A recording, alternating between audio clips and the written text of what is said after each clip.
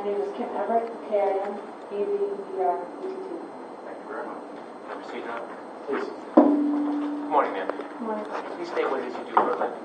I'm a registered nurse at Wingate Belvedere. I'm the unit manager on the left wing. How long have you been a registered nurse? I've been a registered nurse since 2005. Prior to that, I was an LPN since 1989. And what kind of formal training did you have to go through to become first an LPN and then an RN?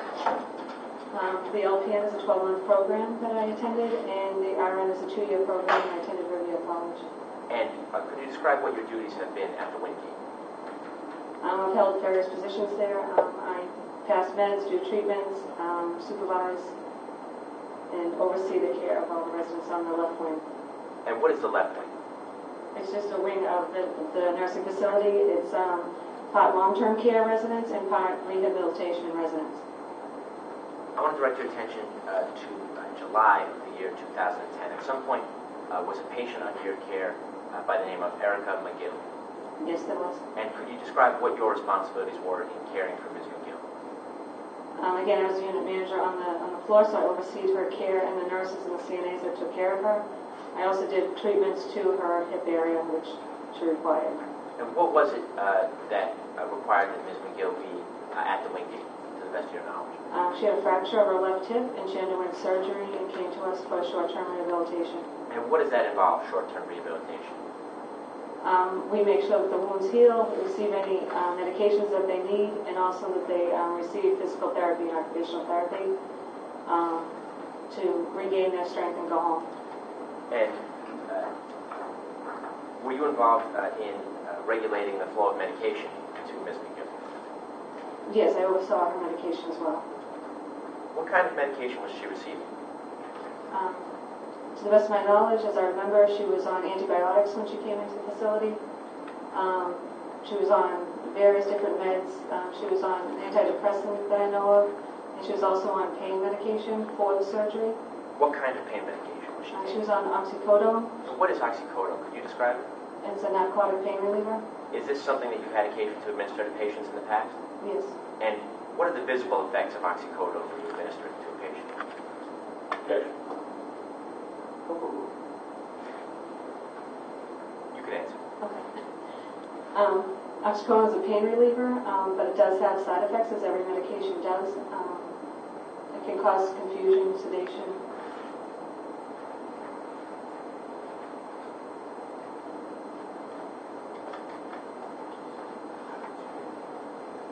I would object again to the motion I don't believe that these are Ms. Everett's notes that well, he's going to ask questions, Jonathan, and you can object on a question-by-question basis. They're in evidence because all of the medical records were admitted as exhibit number 3. And I'm putting before you a document. You recognize the form of that document, what type of record it is? Yeah, it's a medication administration record. Is that the type of record that the Wingate uses to track the flow of medication to the patient? Yes, it is. And are you familiar from your training and your work with how a document like this is filled out? Yes. How would one fill out this document that you're taking care of the patient? It's to administer medications. So you start at the top, you go down and administer the med, and you sign off on the medications as you're going along, as you pour the medication. So if there are, direct your attention to the upper right-hand portion where there are handwritten notations. What's the purpose of those notations? That's for PRN medication, which is an as-needed medication. It's for the oxycodone for pain.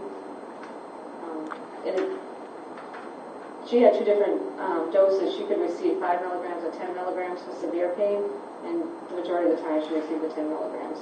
So the nurse would put her initials here on the time that she administered it. And why is it that it's important that a nurse make a notation every time somebody is given oxycodone in either 5 or 10 milligram dosage? So that you'd be aware of the doses that you received, the time that you gave it, and on the back of this medication administration record, the nurse would write down, oxycodone 10 milligrams administered for severe pain on a pain scale, and whether or not the resident had any relief. I'd ask that that be marked this time as considered wrong. Okay. That'll be exhibit 5. Exhibit 5 is so marked. And with respect to the types of oxycodone dosage given. You said that was on an as-needed basis. Yes. Does that mean that the patient is able to make a self-assessment whether they're in moderate or severe pain? Sometimes the resident can make an assessment, or the nursing staff makes the assessment of whether or not the resident is in pain, if the resident cannot speak for themselves or is not able to make the request. I'll ask if I could just put this in the overhead drawing.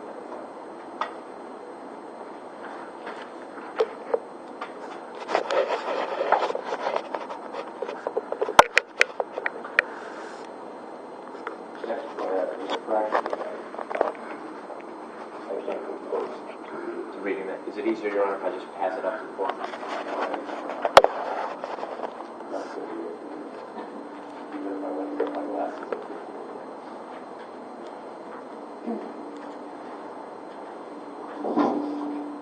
Bring before you another document, ma'am. You recognize the form of that document. That's the backside of the medication administration record. That's what you just made reference to a moment ago? Yes. And what is the purpose of that side of the form? So you could document the medication, the dosage, and again, she had 5 or 10 milligrams, 5 for moderate pain, 10 for severe. You would document the amount of pain that she had, and then whether or not she had any effect.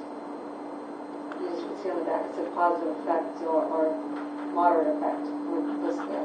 Based on your training experience, how would a nurse who's supervising the flow of medication to the patient make the determination of whether it is having a positive effect or negative effect? Either the resident would tell you if it had effect from the medication, or if they were unable to tell you, different things you could look for is the resident was no longer moaning or restless, or, vital signs, elevated heart rate would indicate something. So there are external effects that a trained nurse can recognize, or Yes. even a regular person could recognize. Objection. Most likely a nurse. Objection is over. I'd ask that be marked as an exhibit, Your Honor. Is this for a particular day or? That's for the month. Yeah, you're So- on. Okay, they are either.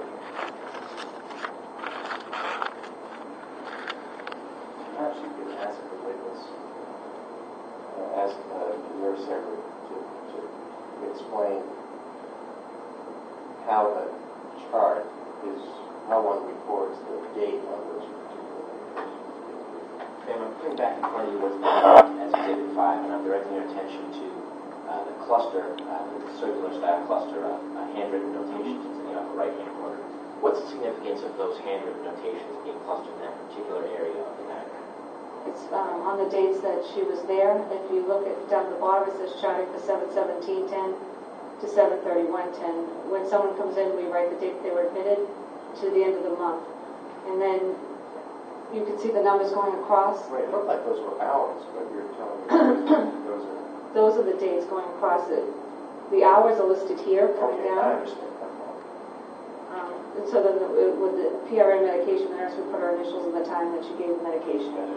With respect then to what this document signifies, do these notations indicate that the patient received repeated 10 milligram doses of oxycodone starting on the 17th and continuing through the 27th?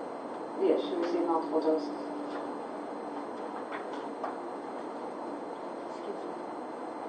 I'd ask that be marked at this time now.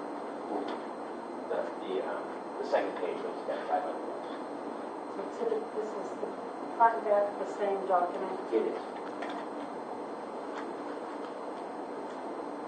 Exhibit 6, so much.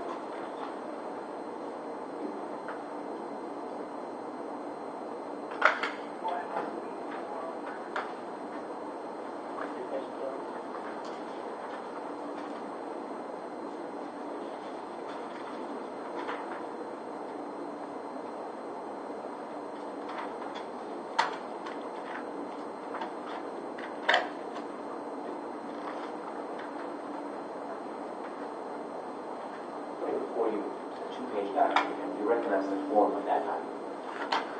This is a form that's done by social service. Excuse me, it's a social history. It's like a social assessment that the social worker would do. And is that made part of the medical record? Yes, it is. And what's the purpose of that type of assessment?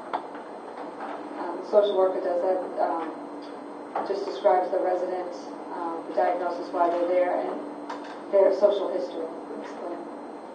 And is that something I'd have to definitely mark this time.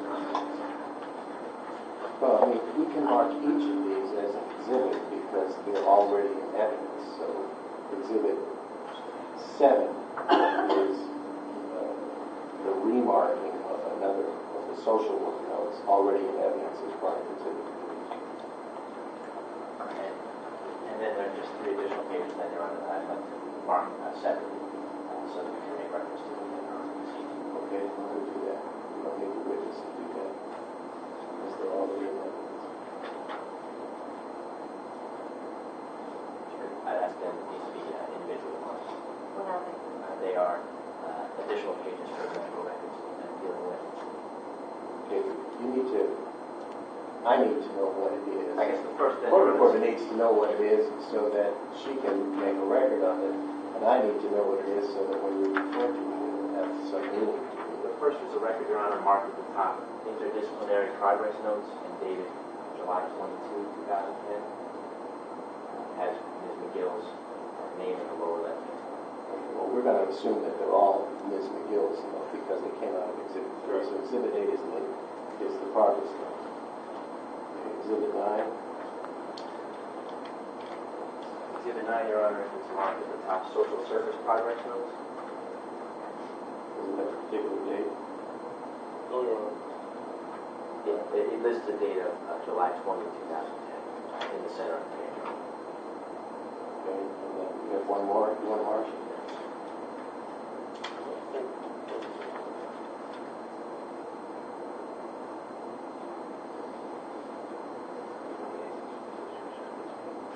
There's no indication as to what the date. Well, there's no indication was. I mean, we can mark it. It may have limited value to it, but it's already in evidence. So if we want to mark it again, so that we can refer to it more directly, since nobody has a number of medical records. Okay. The last, Your Honor, it says at the top, the title is Social Service Progress What, Notes. so Exhibit 10 was what? Did we mark it Exhibit 10? I'm looking at 10 Okay. here. All right. Social service progress. With the date listed as 7/19/10 and 7/27/10 is two of the dates mentioned for the notes.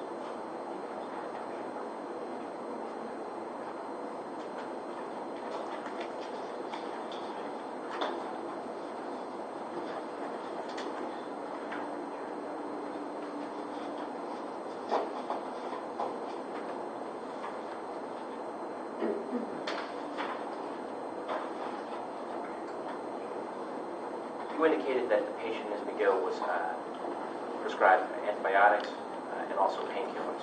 At some point, did something change in her condition that required her to be transferred out of the Wingate? Yes, she had increased drainage from her left hip. It was red and warm to touch. We had notified the nurse practitioner who was in the building at the time. Excuse me. You're going to have to object to it because I can't follow the testimony. I'm sorry. Would you ask the question again, please? At some point, did something change in Ms. McGill's condition that required her to be transferred out of the Wingate? Yes, she had increased drainage from her left hip. She had increased redness and warmth to the area. She had a hematoma, which is a bruising under the skin. We did notify the nurse practitioner that was in the building that day, her primary care physician, and she came down to look at her. And the decision was made after she spoke with the orthopedic to send her out for an eval. Was there an elevation in her complaint of pain at some point? Yes, she had more pain because of the hematoma and the drainage. She was moaning a lot. And do you remember the date that was? I believe it was the 27th. She was only with us for approximately 10 days. Did you previously make a written statement to a Lowell police detective? Yes, I did. Would reviewing that statement refresh your recollection as to the Well, date? she just gave me a recollection. She gave me a date. If you want to give us a medical record, she might be able to identify where this information is recorded.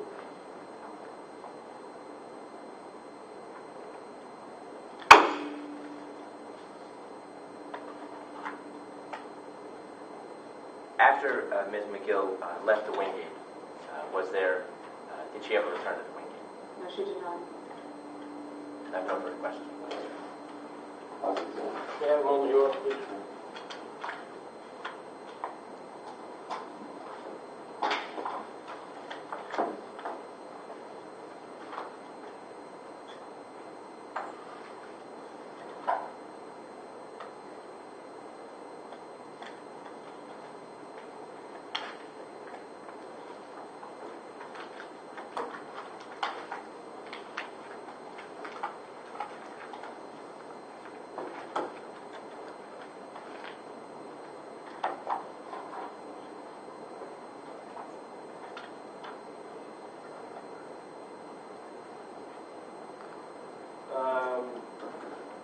Ms. Everett, you stated that Erica was on oxycodone for pain when she was at Wingate, is that correct? Yes, she was. Was she on any other medications for pain that you're aware of? Not that I'm aware of now. That I remember. Do you want to look at the medical records to respond, or do you have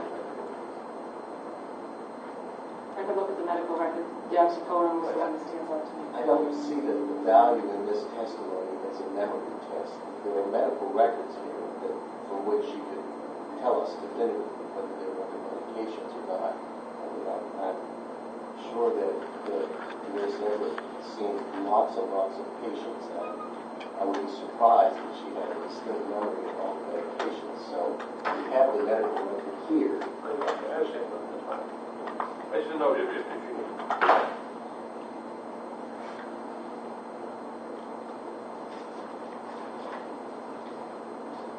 No, nothing further, Judge, thank you.